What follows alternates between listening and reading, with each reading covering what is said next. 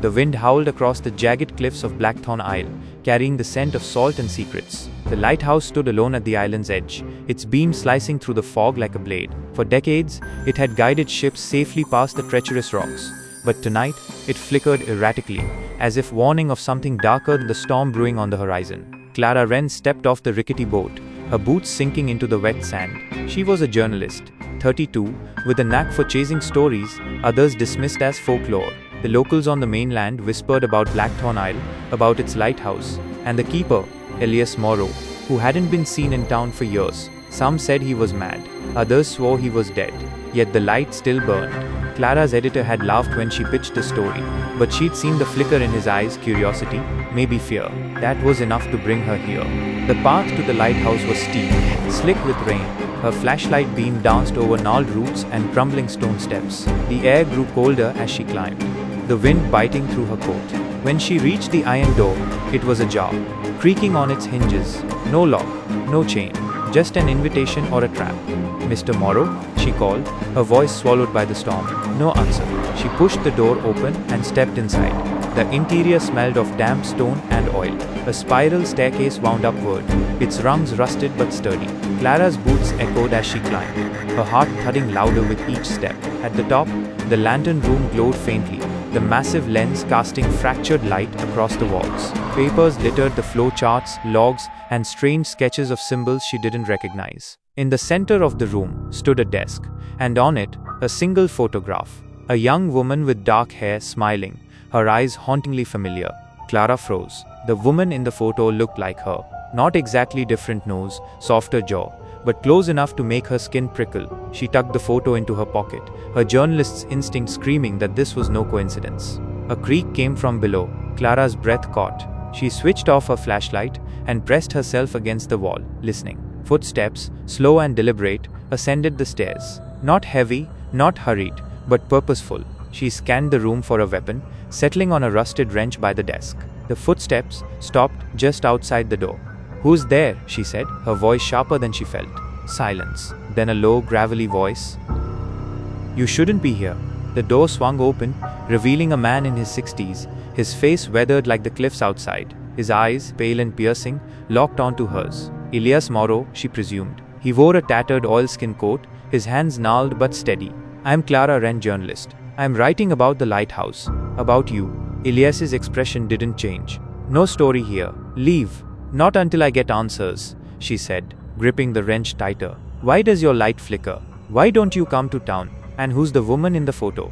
His gaze flickered to her pocket, where she'd stashed the picture. For a moment, something like fear crossed his face. "You don't know what you're digging into," he said. "Some things are better left buried." "Then tell me," she pressed. "What are you hiding?" He stepped closer, and she raised the wrench. He stopped, raising his hands. "All right," he said, "but you won't like it." Elias gestured to a chair by the desk. Clara sat, keeping the wrench in her lap. He settled across from her, the lantern's light casting shadows that danced like ghosts. 30 years ago, he began, a ship went down off these rocks. The Starling, worst storm in a century. I was young, new to the job, thought I could save them. I kept the light burning, signaled as best I could, but the waves were merciless. All hands lost, except one. Clara leaned forward. "A survivor?" "A girl," Elias said. "Maybe 20, washed up on the shore, half dead. I nursed her back to health here, in the lighthouse. She didn't remember her name, her past nothing. Called her Anna, after my mother. She stayed a year, helping with the light, learning the logs. We grew close." His voice cracked, and Clara's stomach tightened. "What happened to her?"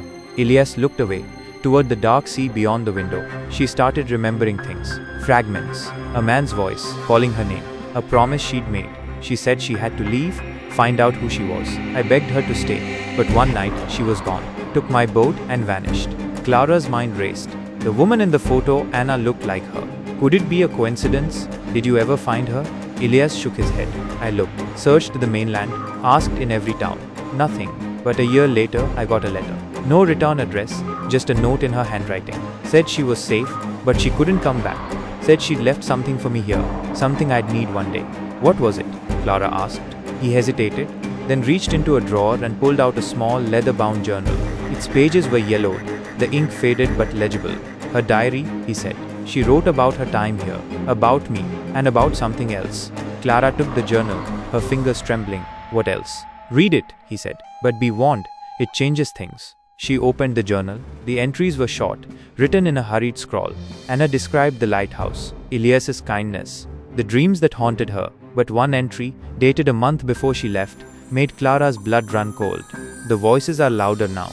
They come from the sea, calling my name. Not Anna, another name, one I can't grasp, tugged at her memory.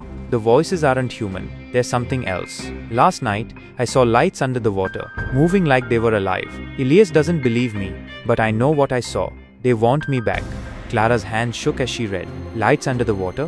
Voices? It sounded like madness or something far stranger. She looked at Elias. What does this mean? He didn't answer. Instead, he stood and walked to the window, staring at the sea. She saw things I couldn't, things I didn't want to believe. After she left, I started watching the water. Sometimes, at night, I see them too. Lights, moving in patterns, not natural. Clara's skepticism battled her curiosity. You're saying what? Something supernatural took her? I don't know, he said.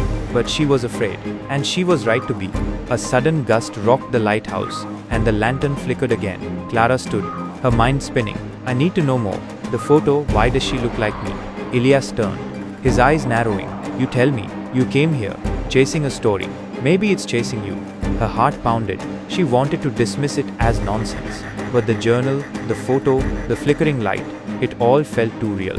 I'm not leaving until I understand. Then you'll stay the night, he said. Storm's too bad for the boat. There's a cot downstairs.